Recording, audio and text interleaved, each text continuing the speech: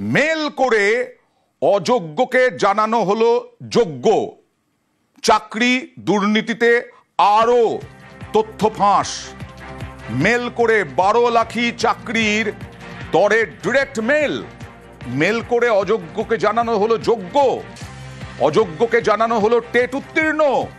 প্রাথমিক নিয়োগে ফের চাঞ্চল্যকর তথ্য কি উঠে এলো? তথ্যে কথা বলবো প্রতিনিধি অর্ণবের সঙ্গে। অর্ণব, এবং সম্প্রতি বিচারপতি চিত্তঙ্কর ঘোষে একটি মামলা হয়। গোবরডাঙ্গার বাসিন্দা সুদীপ কর্মকার, যিনি টেট পরীক্ষা দিয়েছিলেন 2014 সালে, তার বাবা এই মামলা করেন এবং সেই মামলাতে কলকাতা হাইকোর্ট বিস্ময় প্রকাশ করে ইতিমধ্যেই উত্তর 24 পরগনা পুলিশ সুপার বা এক্ষেত্রে গোবরডাঙ্গা পুলিশের রিপোর্ট তলব করেছে 1 জুলাইয়ের মধ্যে।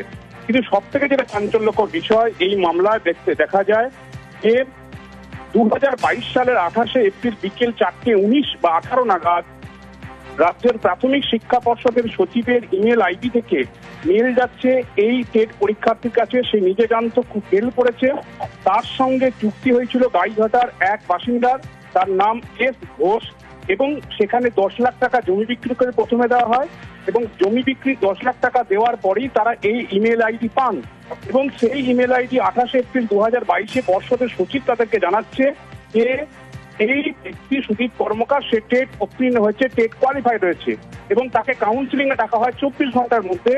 29 এপ্রিল সে প্রাথমিক শিক্ষা পর্ষদের কাউন্সিলিং এর নির্দিষ্ট স্থানে যায় 11টা থেকে 4টের মধ্যে এবং সেখানে গিয়ে তাকে একটি সাদা কাগজে সই করতে বলা হয়, কারণ এই ধরনের চাকরির নাকি এটাই নিয়ম, এটাই ফর্মালিটিস। এবং সই করে আসার পরেও যখন সে চাকরি পায় না, তখন জানায় আরো 2 লক্ষ টাকা লাগবে, 10-এর পর আরো 2 লক্ষ টাকা লাগলে তার হাতে হাতে নিয়োগপত্র পৌঁছে যাবে। আরো 2 লক্ষ টাকা, যদি এই 2 লক্ষ টাকা অনলাইন ট্রানজাকশন করে সুদীপ কর্মকার এবং সেই টাকা দেওয়ার পর 12 লাখ টাকা দেওয়ার পরও আজ পর্যন্ত তিনি চাকরি পাননি। তিনি যখন পর্ষদের অফিসে বা বিভিন্ন জায়গায় যোগাযোগ করেন, কার্যত গাধা কাটায় এবং এই 12 লাখ টাকার দরে চাকরি বিক্রির সওদা হয়। টাকা দিলেও চাকরি হয় না, শুধুমাত্র টেট কোয়ালিফাইড হয়েছে এই ইমেলটুকু তার কাছে আসে এবং সেটা পর্ষদের সেক্রেটারির ইমেল আইডি থেকে। এই ঘটনায় গোবরডাঙ্গা থানায় 2023 সালে জুন মাসে এফআইআর রুজু করে এই সুদীপ কর্মকার, তার পরিবার, কিন্তু আজ পর্যন্ত তার কোনো তদন্তের অগ্রগতি নেই এবং তদন্ত রিপোর্ট তো সামনেও আসেনি। ইমেল করে এইভাবে 12 লাখি চাকরির সওদায় টেট অযোগ্যকে টেট কোয়ালিফাই করা হচ্ছে এবং গোবরডাঙ্গা থানা 2023 সাল থেকে আজ পর্যন্ত তদন্তের কি অগ্রগতি ঘটেছে, সমগ্র তদন্তের অগ্রগতি, তার বিশদ তথ্য কি, সবিস্তার রিপোর্ট তলব করেছেন বিচারপতি চিত্তঙ্কর ঘোষ গরিমে এবং সেই মামলা আসবে 1 জুলাই এবং 1 জুলাইয়ের মধ্যে এই রিপোর্ট দিতে হবে। পর্ষদের ইমেল আইডি হ্যাক হয়ে থাকলে তার কোনো তদন্ত তো হয়নি।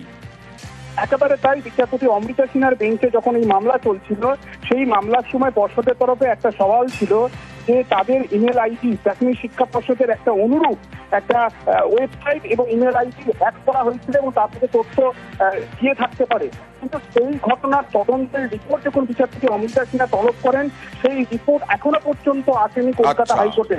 কাজে আদৌ ইমেল আইডি হ্যাক হয়েছিল কিনা, নাকি নির্দিষ্ট এজেন্ট ধরে ধরে এই ধরনের ইমেল আইডি ব্যবহার করে কার্যত একটা বাজার তৈরি করা হয়েছিল চাকরি বিক্রির, যার মধ্যে হয়তো এই সুদীপ কর্মকার গোবরডাঙ্গার বাসিন্দা করেছিলেন, সে ফাঁক থেকে তিনি মুক্তি চাইছেন। তাই আপাতত এই রিপোর্ট তলব করা হয়েছে উত্তর 24 পরগনা পুলিশের কাছ থেকে বিচারপতি চিত্তঙ্কর ঘোষের নির্দেশে। সব মিলিয়ে 10 লাখি, 12 লাখি, 14 লাখি চাকরিতে বিভিন্ন অভিযোগ চারিদিক থেকে আসছিল। এবার তার একটা অকাট্য প্রমাণ এবং এই স্ক্রিনশট ইমেল আইডি যেটা করা হয়েছিল বিকেল 4:19 নাগাদ 28 এপ্রিল 2022, তার তথ্য কিন্তু এই পরীক্ষার্থী তুলে দিয়েছেন হাইকোর্টের সামনে। আরো বিস্ফোরক কি উঠে আসে 1 জুলাই, সেই দিকেই এখন দেখার, সেইটাই।